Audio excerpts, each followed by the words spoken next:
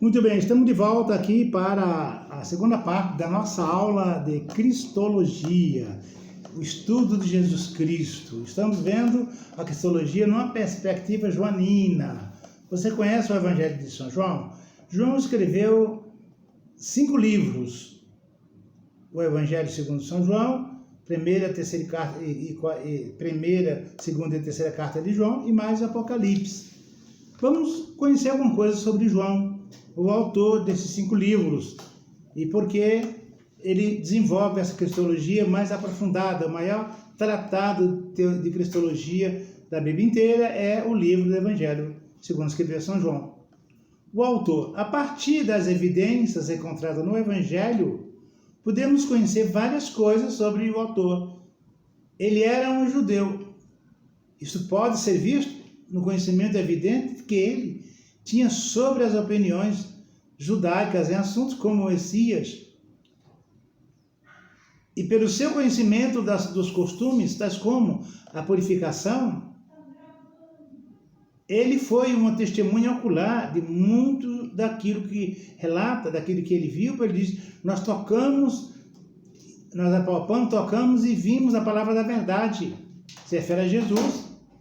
Isso pode ser visto através do seu conhecimento exato sobre o tempo, como a hora do dia em que uma coisa aconteceu, pelo seu conhecimento sobre o número de pessoas e coisas presentes, como a divisão das vestes de Jesus em 4 pedaços, pela vivacidade de narrativas que dificilmente ele poderia expressar se não tivesse primeiro visto aquelas coisas. São evidências próprias de quem participou, de quem testemunhou. Ele foi um apóstolo, isto é, percebido no seu conhecimento sobre o pensamento dos discípulos.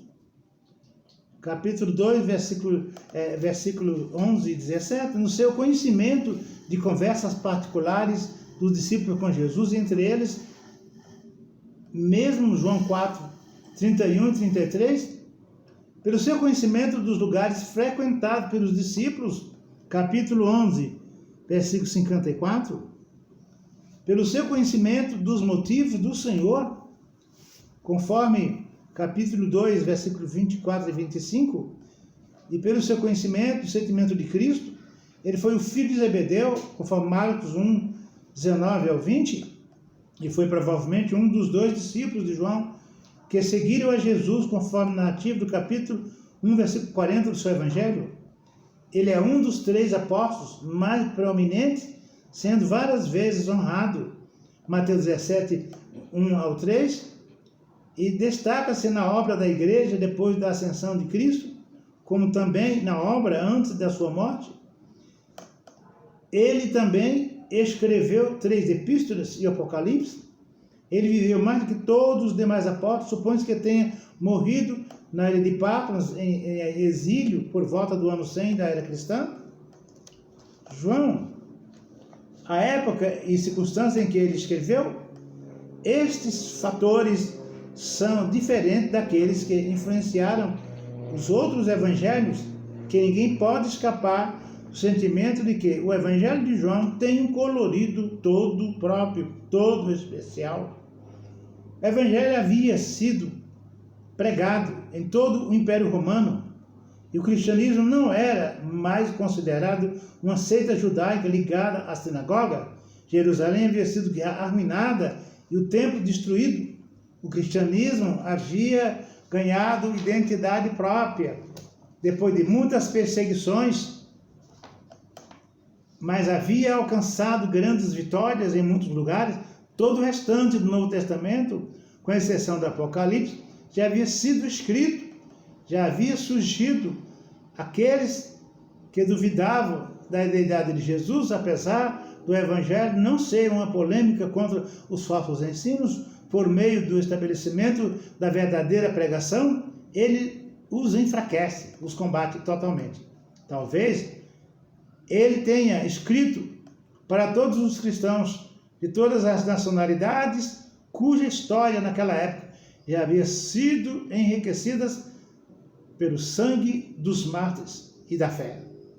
Em vez do Messias em que os judeus encontrariam o Salvador, o homem ideal para os gregos ou o obreiro poderoso para os romanos, João escreveu acerca do Verbo, mas o Verbo encarnado e eterno, e cujo reino espiritual, cada um dos reinos que perdessem a sua estreiteza e preconceito racional poderia ser único para sempre. O seu reino, como reino espiritual, não na condição dos reinos que perdem sua grandeza, perdem a sua naturalidade, como o Império Romano, quase 1500 anos, o Império Grego, o Império Mesopotâmico, o Império Babilônico, o Império Assírio, e tantos outros impérios, o Império Britânico, o Império Francês, as conquistas portuguesas, o Império Português, todos esses impérios, como um pregador disse São Sebastião disse para o imperador que todos os reinos do mundo passarão, mas o reino de Cristo não passará. Todos os impérios do mundo ruirão, mas o reino de Cristo permanecerá para sempre. O estilo e objetivo deste livro difere dos outros evangelhos. Por isso, ele é um evangelho teológico, diferentemente dos 3 evangelhos sinóticos. Ele difere na linguagem, no objetivo, ele é tanto profundo como simples. É profundo nos temas e é simples na linguagem. Tem vários elementos de estilo como segue. Primeiro, simplicidade. As sentenças são curtas e ligadas por conjunções coordenativas. Há muitas citações diretas de sentenças dependentes, sendo que a maioria delas mostra a sequência das coisas e como causa outro propósito. O Evangelho de João é o elo da teologia joanina e a teologia apostólica, pois os 3 primeiros evangelistas, eles descrevem o nascimento, a obra, a morte e a ressurreição de Jesus, fala da genealogia. Esse evangelho chamado históricos faz uma síntese das obras e feitos de Jesus. O Evangelho de João cita apenas 8 milagres, mas cada milagre tem o propósito de revelar um conceito teológico ensinado por Jesus. Ler o Evangelho de João daqui para frente, com essa visão cristológica, vai fazer toda a diferença, pois em cada vírgula, em cada ponto, em cada exclamação, em cada linha, você vai retirar pontos dessa revelação que Deus dá de si mesmo através do seu Filho, ou seja, o Verbo encarnado. Os seguintes exemplos ilustrarão isso. No princípio era o Verbo. A luz resplandece nas trevas. É a ação divina vindo para a humanidade. As trevas não prevaleceram contra ela. Treva não significa apenas inferno. As trevas são o pecado, a contenda, a briga, a desarmonia, a desobediência, a incredulidade, tudo quanto separa e afasta o homem do amor, da graça, da plenitude divina, são trevas. E Jesus ilumina as nossas trevas quando traz a verdade do seu Evangelho, e nós que não éramos povos passamos a ser servos e filhos e filhas de Deus. Eu sou o bom pastor. O bom pastor dá vida por suas ovelhas. Se eu dou testemunho de mim, e se dou testemunho de mim mesmo, o meu testemunho é verdadeiro, mas eu não dou testemunho. O Pai é quem dá testemunho de mim, pois as obras que eu faço, as faço através do Pai que está em mim. Há outro que dá testemunho, que é Deus. Eu não sei que o seu testemunho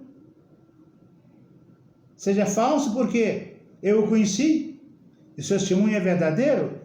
O estudante deve fazer uma lista de todas as repetições desse tipo. Temos paralelismo ou declarações que expressarão as mesmas verdades ou as mesmas verdades similares, tais como as seguintes: deixo-vos a paz, a minha paz eu vos dou. Eu lhes dou a vida eterna. Jamais perecerão. São verdades paralelas ou similares. Esses paralelismos, que ao mesmo tempo tornam-se uma repetição, são vistas na maneira em que um assunto tem uma conclusão, ou que a sua conclusão é declarada, e depois da elaboração declarada numa visão nova e maior, e ensinando assim uma verdade de forma gradual, paulatina, com força e beleza. Uma ilustração pode ser encontrada na declaração: eu o ressuscitarei no último dia. Contrasta, o objetivo é mais simples, mais facilmente identificado do que nos outros evangelhos. Por um lado, ele mostra como o amor e a fé são desenvolvidos no crente, até que no final Tomé, o mais desconfiado de todos, pôde exclamar: Senhor meu e Deus meu. Senhor meu e Deus meu. Por outro lado, ele mostra como o descrente avança em uma mera indiferença para o ódio. Como descrente avança para uma mera indiferença para o ódio, que culminou na crucificação. Este propósito é atingido por um processo de contraste e separação das coisas que são opostas, tais como a luz e trevas, amor e ódio, verdade e o bem, verdade e mentira, o bem e o mal, a vida e a morte, noite e dia, Deus e Satanás. Em tudo isto, ele está convencendo o leitor de que Jesus é o Cristo, é o Filho de Deus. O assunto geral do livro é o Logos, é Jesus, o Cristo, Filho de Deus. A data provavelmente foi escrita entre 85 a 95 depois de Cristo. As características e o propósito deste evangelho é um evangelho de festa, de comemorações. Na verdade, se subtrairmos dele os milagres, ensinos e outras obras executadas em conexão com as festas, teríamos apenas alguns fragmentos do Evangelho. As multiplicações de pães são festas. O casamento de Caná da Galileia é festa. A cura e os milagres são comemorados com festa. Então, é um livro onde se comemora a ação do Verbo encarnado em ocasiões de desencanto, como em Caná da Galileia, desencanto nas doenças e enfermidades, andando sobre o mar, mostrando aos homens, a nós, que ele, como homem perfeito, é o modelo a ser seguido. Em termos de obediência, submissão e fidelidade ao Pai, em termos de doação e entrega pelos outros, ao próximo. Então ele é o nosso modelo como mestre, a quem devemos seguir como discípulos. Ele é nosso modelo como irmão mais velho, a quem devemos seguir como irmão. Ele é nosso modelo como profeta, que fez milagres e nos deu os dons, nos prometeu dons, como lá em Mateus 10 e seguintes, ele chamou os apóstolos à parte e lhes deu autoridade sobre todo o poder do mal, sobre todo o poder do inferno. Nos fez profetas, seus representantes, como lá em Atos 1:8, ele diz: recebereis poder a descer sobre vós o Espírito Santo. Este poder é dínamo para quebrar as fortalezas do mal, destruir os impérios das trevas, e seremos testemunhas dele em Jerusalém, Samaria, até os confins da terra. Testemunhas ali é representante, embaixadores, comissionados. É muito para nós. Ele nos elevou da condição de perdidos pecadores para colaboradores, coordenadores da sua palavra, testemunhas, ministras, sacerdotes, profetas, e aqui cumprimos o papel de apóstolo, como somos enviados, o papel de mestre, como quando ensinamos, o papel de profetas, quando em seu nome repreendemos o mal, fazemos milagres, encorajamos os fracos, na condição de pastores, quando conduzimos o rebanho do Senhor, de evangelistas na implantação de igrejas, e mestres ou doutores, quando conduzimos o rebanho de Deus através dos ensinos e exaltações. Ele, o Filho de Deus, se revela em nossa condição e se desafia ainda a ser seguido como homem, como profeta, como servo, como filho e como irmão. ao concluir a sua obra redentora, ele diz lá em capítulo 17, quando ele está fazendo uma festa de despedida, o que chamamos de oração sacerdotal, então ele se dirige a Deus, ao Deus do céu, dizendo: Pai Santo, eu cumpri a obra que me destes a fazer. Glorifica o teu Filho, pois eu te tenho glorificado na terra. Todos quanto tu me destes, eu os guardei, com exceção do filho da perdição, que era Judas, para cumprir a tua palavra. E eu agora vou para junto de ti. E eu te peço que não os tire do mundo. Ou seja, eles têm um propósito a seguirem, mas que os guarde do mundo, pois eles estão no mundo e do mundo eles não são. Esse texto parece que nos mostra o coração de Jesus batendo bem de pertinho. Quase podemos ouvir o coração de Jesus pulsando nesta oração, e ele diz aos apóstolos: eu vou para meu Deus e vosso Deus. E após falar com Deus, santifica-os na verdade, para que eles sejam um em ti, como tu és um em mim. É bênção demais que ele pede para nós. E finalizando esta oração, ele diz para Deus: os guarde aqui no mundo, pois eles estão no mundo, mas no mundo eles não são. É forte demais. É lindo demais. Então essa é a chamada oração sacerdotal. Jesus intercedendo pelos apóstolos. E agora creia você, Maria, Helena, Gabriel, Fernando, creia José, creia Edson, creia Gabriel, creia Ana, creia Helena, creia Cleusa, creia Sandra. Ele disse: eu oro não só por esses que aqui estão, mas por muitos outros que haverão de crer em seu nome. E esses que haverão de crer somos nós, que hoje estamos conectados a esta aula, conectados a esta harmonia, a esta comunhão. Ele orou por nós antes da gente existir. Esse é o verdadeiro sacerdote. Creia tão somente nele. Cristologia, a ciência que estuda Cristo, seus ensinos, os seus feitos, a sua pessoa e a sua obra redentora. Então, queridos, esta é a segunda parte da nossa aula de hoje. Ouça e divulgue nossos cursos para que mais pessoas, mais irmãos, lancem nossos convites em suas redes sociais para que mais irmãos se despertem para estudar profundamente a Cristologia. Então, este Evangelho é um estudo que deverá ser comemorado a partir do agrupamento que João faz, registra as ocorrências em conexões com ela. Vejam, a festa da Páscoa, a primeira Páscoa, a festa dos judeus, provavelmente a festa de Purim. Páscoa, a festa dos judeus.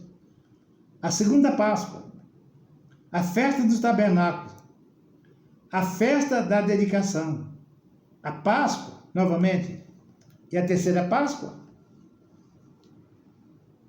Então é um evangelho de sucesso, de triunfo, porque o Verbo triunfou sobre a morte, e ele deixa para nós este registro no Evangelho de João como aulas que devem ser seguidas.